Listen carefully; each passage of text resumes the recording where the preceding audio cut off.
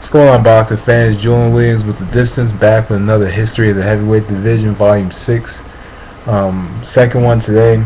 I left off with Jack Johnson.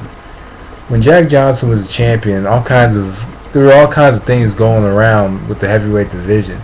There were quite a few contenders coming up, but at the same time, as I mentioned in Volume 5, there was a black heavyweight championship.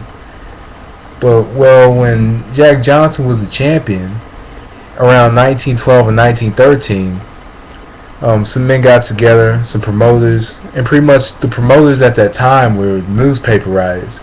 They're practically the promoters, and they helped put the fights together and hype the fights up. So basically, what you had at that time, before you had Bob Arum, Don King, and I can't even remember Joe Louis and Sugar Ray Robinson's promoter's name. Before you had these men come along, what you had was the newspaper writers that were hyping the fights up, putting these things on front page news. And really, that's kind of what happened with history. That's how people got their information, more so than now. Before technology advanced, more people got their news from newspapers. And newspapers was what hyped up boxing. So really, the original promoters, were not the men that were they're basically setting up the fights. They were the men who were practically, hyping the fights up, were the promoters, who were the journalists. And I believe a journalist helped find the light heavyweight championship, if I'm not mistaken. But the first universally recognized light heavyweight champion. But anyway, Jack Johnson in 1915. In 1915, Jack Johnson took on a fighter by the name of Jess Willard. Jess Willard had never gotten into boxing until he was like 29. Yeah, about 29 years old. Around 1910, 1911, he got into boxing. And Jess Willard, was just a tall guy. Was about 6. But he was about 6'6", had an 83-inch reach, and really, Jess Willard wasn't really into boxing. He mentioned after his retirement that he hated boxing. He just saw money in it, and he came in. He fought Jack Johnson in 1915, and he beat Jack Johnson. And I think I mentioned in my last video they referred to James Jeffries as the Great White Hope. Actually, I think I'm probably mistaken here when I say Will was the Great White Hope. And there were quite a few rumors going around about the Willard Johnson fight in 1915. The rumors going around is, and this is according to Jack Johnson, he said he was paid to take a dive. But at the same time, Jack Johnson was practically exhausted in that fight. It was, they were saying, it was supposed to be like a 15-rounder, 12 or 15-rounder, where Johnson would have definitely won the fight, but it ended up being a 45-round fight, or scheduled to be 45 rounds. And the rest is history. Johnson was exhausted and he got knocked out.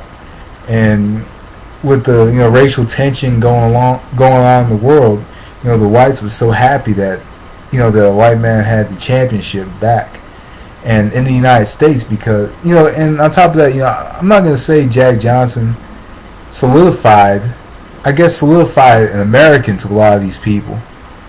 So a white American is the champion again for the first time in about 8 years since Marvin Hart was the champion, because Tommy Burns is Canadian and Jack Johnson was a black man. So finally, a white American has that heavyweight championship again, and now the racial tension isn't necessarily boiling down, though a lot of black fighters weren't even getting shots at the heavyweight championship. And around after Jess Willard wins the championship in 1915, he really kind of let himself go. He only fought twice. Within that time period, and then Jack Dempsey came along. In the fight against Jack Dempsey, he outweighed Jack Dempsey by almost 60 pounds, nearly outweighed him by 60 pounds. And in the fight, Jack Dempsey went in, knocked him down 7 times, and basically mauled him, and won the fight. So Jack Dempsey's now the champion, and people are like, all right, well, Jack Dempsey's the champion, another white man, champion. Okay, we don't have a problem with that. So Jack Dempsey, 1919, wins the heavyweight championship, and Jack Dempsey, I believe he defended the crown about 8 times. He didn't necessarily fight often, but when he fought, it was historic. It was a historic time because Jack Dempsey, pretty much, I think he fought the first time with a live radio audience during the fight against George Carpentier. And another thing that's historic about the fight that a lot of people haven't mentioned, this man was actually holding the light heavyweight championship, but at the same time he was holding the EBU heavyweight championship. So this is the first time the universally recognized and pretty much considered the national champion, who was Jack Dempsey, was facing the European champion. And I believe another association, came involved and put kind of another belt on the line in that fight. So basically, it was 2 belts. It was the World Heavyweight Championship, and there was a Athletic Commission Championship on the line in that fight. And Dempsey, of course, won the fight. So Dempsey is pretty much known for his brawling, ferocious style. And Dempsey as well, was the first fighter to actually attract a $1 million gate and actually sold out whenever he fought. One of the first few fighters who was calling his own shots. He was selling out, everywhere he went. And despite selling out and pretty much making all kinds of money and calling his own shots, he didn't fight too often. I think I don't know how many defenses he had, but he didn't have too many defenses. But Jess Willard, when he was the champion, he didn't have any defenses but one. That was against Dempsey. And Dempsey, I guess, kind of started this thing where he started, like with Jack Johnson, he was defending that championship crown, practically every fight he was in after he won the championship. And but he didn't fight often because there really weren't any contenders for him to fight. There was really nobody coming up at that time. And a lot of historians have talked about Jack Dempsey never fought a black fighter and wasn't willing to fight a black fighter. And actually, I've read somewhere that Dempsey was willing to fight a black fighter, but the promoter got in the way of that fight, and the fight never came off. So, that's something that a lot of people like Burt Randolph Sugar and somebody from ESPN as well said that, but I think Angelo Dundee has said it as well.